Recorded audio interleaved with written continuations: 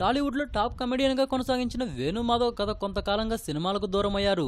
వేణు ఆరోగ్యం బాగోలేదని సోషల్ మీడియాలో వార్తలు వచ్చాయి. అయితే అవన్నీ రూమర్లని, ఫ్యామిలీతో హాయిగా గడిపానని, అందుకే సినిమాలకు కాస్త గ్యాప్ వచ్చింది. మళ్ళీ రీ ఎంట్రీ ఇస్తున్నానని వేణు అంటున్నారు.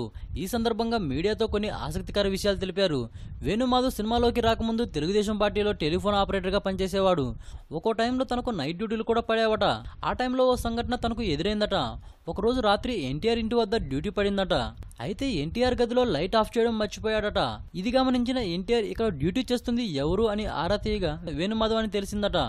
దాంతో వెంటనే వేణుమాధవ్ను పిలిపించి గట్టిగా మందలించడమే కాకుండా వెనక్కి తిరగమని చెప్పి ఒక తన్ను తన్నాడట.